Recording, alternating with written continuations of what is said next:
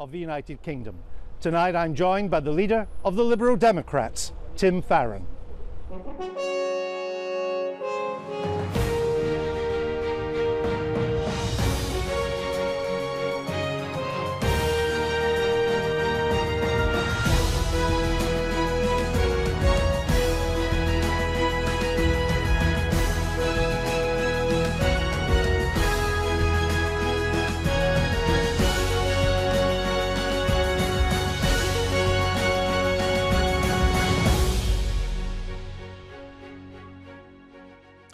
Tim Farron, this election's about electing MPs to sit in the British Parliament. But you're fighting on a manifesto which advocates UK laws being made in Brussels, having no control over immigration policy, and for Britain to stay under the jurisdiction of the European Court of Justice. Why? Well, Liberal Democrats are campaigning in this election to trust the people. And we know that people voted to leave the European Union last June. I grew up with people who voted to leave. I completely respect those who did.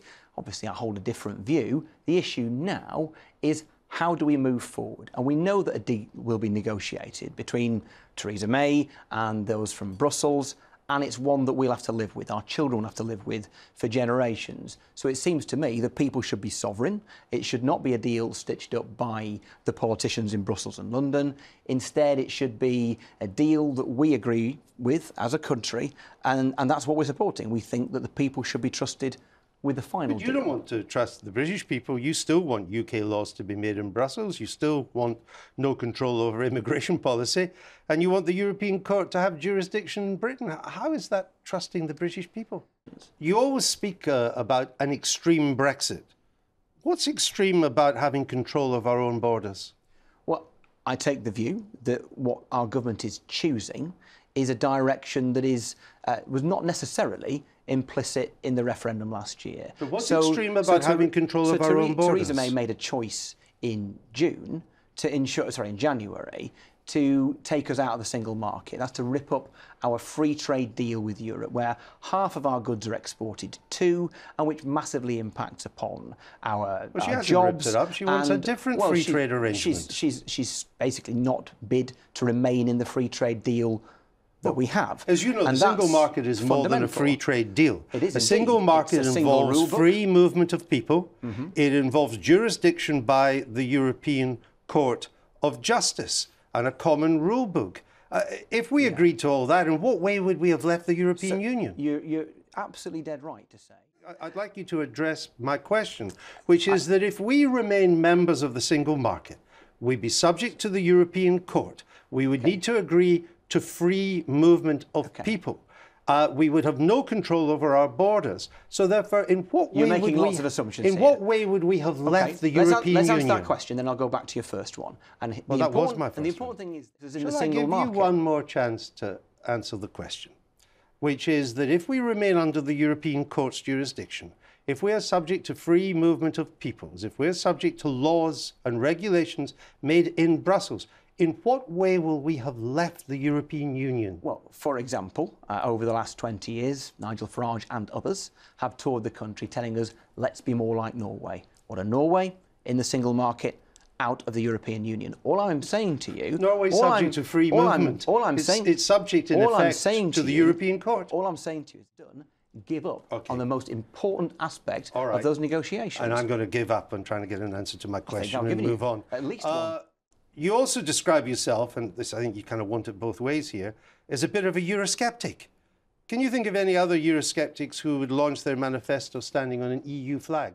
That's not what Euroscepticism means. Well, it's important. You are no Eurosceptic, Mr. Farron, are you? It's important. It's not honest to say that to the British people. I'm passionate about the European ideal.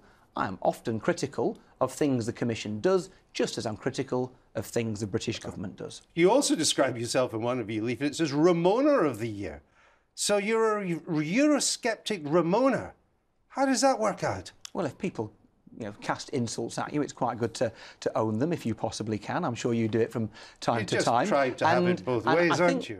You make an interesting point there about use of terminology. You see, I do respect the outcome of the referendum, and I, nevertheless, feel a sense of real concern that in this country if you stand by your principles, if you question whether Theresa May is making the right choices, and Jeremy Corbyn, of course, backed her in that, then you are dismissed as a saboteur or a Remoaner. No, I accept the result. Well, hold on, that's the fourth time you've said that. I would suggest you don't accept the result. You are fighting tooth and nail to undo the result, aren't you? You don't accept the result. To give the British people the final say. But Andrew, let me make this should be put forward in the same way. Nobody wants to silence you, Mr. Farron. I'm not saying you do. What we're trying to do is get some honesty. Now, if we had this second referendum, you would campaign for us to come back in. There could be nothing more honest than leading a party supporting Britain's place in Europe, as we have since 1955. In a second referendum, you would campaign to overturn the decision we took last year, wouldn't you? So we had a referendum last June. No, I know that. That was the vote. Well, let's talk about what the referendum would be. No, just tell us. You would campaign for us, Andrew, let me finish. To remain in. Let me finish. You've asked a really good question, and it deserves an answer. So here it comes. I'm hoping for one. And the answer is simply this: we are going to have a deal negotiated between Brussels and our government over the next, let's say, 12 to 18 months. We will drop out of the European Union on the 1st of April 2019. Now, it seems to me that having voted democratically for departure last June, the British people should have the final say on destination.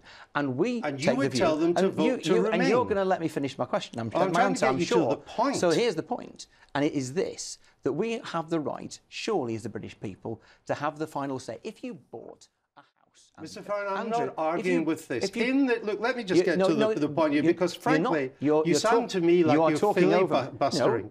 And I want you to address this simple point. You're doing more talking than I am. Well, I tried to get you to answer. The question is simple, Mr. Farron, and let me try to politely put it again. I'm politely answering it. In the second referendum, will you campaign to remain in the European Union? I'm politely answering it, and it is this, that when the deal is put to British people, the British people have the right to either accept that deal, and that in that case we leave the European Union on the 1st of April 2019, or to reject it and remain. Now, I'll be very clear with you, as I have been over this last 12 months, I cannot see any chance of us getting a better deal than the one we have now. That when the deal is put to British people, the British people have the right to either accept that deal, and that in that case we leave the European Union on the 1st of April 2019, or to reject it and remain, or to reject it and remain, or to reject it and remain.